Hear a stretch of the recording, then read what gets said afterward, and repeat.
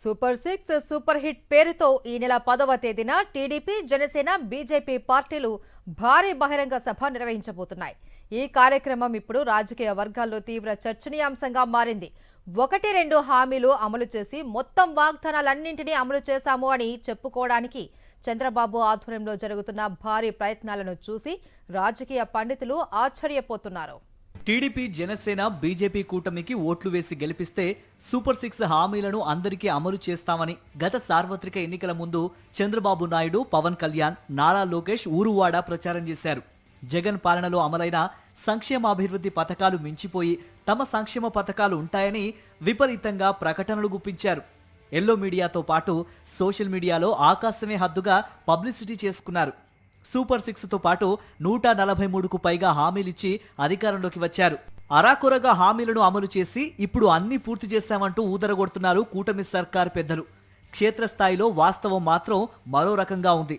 ఒకటి అరా తప్ప చాలా పథకాలు అమలు కాలేదని ప్రజలు మండిపడుతున్నారు.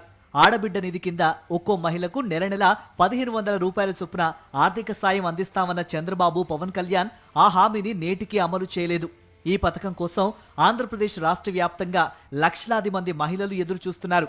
దీనికి తోడు 20 లక్షల ఉద్యోగాలు ఇస్తాం, ఉద్యోగాలు ఇవ్వకపోతే నిరుద్యోగ భృతి ఇస్తామని చంద్రబాబు, పవన్ కళ్యాణ్, నారా లోకేష్ మేనిఫెస్టోలో కూడా పెట్టారు. టీడీపీ కూటమి ప్రభుత్వం అధికారంలోకి వచ్చి 15 మాసాలు గడుస్తున్నా కనీసం ఒక్కరికి నిరుద్యోగ భృతి ఇవ్వలేదు. టీడీపీ కూటమిని గెలిపిస్తే 50 ఏళ్లకే పింఛన్ ఇస్తామన్నారు.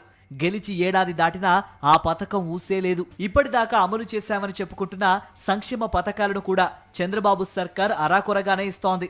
పింఛన్లు అందక అర్హులైన వికలాంగులు, వృద్ధులు ఆందోళన చేస్తున్నారు. తల్లికి వందనం, అన్నదాత సుఖీభవ, స్త్రీ శక్తి పథకాలు తూతూ మంత్రంగానే కూటమి సర్కార్ అమలు చేస్తోందని ప్రజలు మండిపడుతున్నారు. ఎందుకంటే అర్హులైన అందరికీ ఈ పథకాలు రావడం లేదు. పథకాల అమలుపై సాక్షాత్తు టీడీపీ కూటమి నేతలే అసంతృప్తిగా ఉన్నారనే చర్చ జరుగుతోంది. రాజకీయ కక్ష సాధింపులకు ప్రాధాన్యతనిస్తున్న టీడీపీ పెద్దలు సంక్షేమ పథకాలు అందడం లేదన్న విమర్శలను పట్టించుకోవడం లేదు. దీనికి తోడు వైఎస్ జగన్మోహన్ రెడ్డి తీసుకొచ్చిన గ్రామ, వార్డు సచివాలయాల వ్యవస్థను చంద్రబాబు సర్కార్ నిర్వీర్యం చేస్తోంది. ఇప్పటికే వాలంటీర్ల వ్యవస్థను రద్దు చేసింది. సచివాలయాల్లో పనిచేసే ఉద్యోగులకు వాలంటీర్స్ విధులు అప్పగించాలని నిర్ణయించడంతో గ్రామ, వార్డు సచివాలయాల ఉద్యోగుల నుంచి తీవ్ర వ్యతిరేకత వ్యక్తమవుతోంది. రాష్ట్ర వ్యాప్తంగా అన్నదాతల కష్టాలైతే చెప్పడానికి వీలు లేకుండా ఉన్నాయి. రైతు సంక్షేమ పథకాలు దాదాపుగా లేకపోవడంతో వ్యవసాయదారులు అన్ని విధాలా నష్టపోయారు. ప్రస్తుతం రాష్ట్ర వ్యాప్తంగా యూరియా అందక అన్నదాతలు పడుతున్న కష్టాలు అన్నీ ఇన్ని కావు. రైతులకు అండగా నిలవాల్సిన కూటమి మంత్రులు రైతులపైనే సెటైర్లు వేస్తున్నారు. ఒక బస్తా యూరియా కూడా ఇవ్వలేని చంద్రబాబు సూపర్ 6 పథకాల గురించి మాట్లాడటం సిగ్గుచేటని వైఎస్ఆర్సీపీ నేతలు విమర్శిస్తున్నారు. చంద్రబాబు సర్కారుపై ఉపాధ్యాయులు, ప్రభుత్వ ఉద్యోగులు తీవ్ర ఆగ్రహంతో ఉన్నారు. ఎందుకంటే ఉద్యోగులకు పీఆర్సీ ప్రకటించలేదు, ఐఆర్ ఇవ్వలేదు, పెండింగ్ లో ఉన్న డిఏలు క్లియర్ చేయలేదు. అధికారంలోకి వచ్చిన వెంటనే కాంట్రిబ్యూటరీ పెన్షన్ స్కీమ్ ను రద్దు చేస్తామన్న హామీ నెరవేరలేదు. వీటికి తోడు ప్రాంతాలు, జిల్లాల వారీగా చంద్రబాబు, పవన్ కళ్యాణ్, నారా లోకేష్ ఇచ్చిన హామీలకు అతీగతి లేదు. ఇచ్చిన హామీల్లో 99% ఇంకా పెండింగ్ లోనే ఉన్న టీడీపీ కూటమి ప్రభుత్వ పెద్దలు విజయోత్సవ సభ పేరుతో హడావిడి చేయటం ఇప్పుడు తీవ్ర విమర్శలకు దారి తీస్తోంది. అనంతపురంలో ఈ నెల 10వ తేదీన సూపర్ 6 సూపర్ హిట్ పేరుతో టీడీపీ, జనసేన, బీజేపీ ఓ బహిరంగ సభ నిర్వహించబోతోంది. 3 పార్టీల శ్రేణులతో కలిపి ఈ సభ జరగనుంది.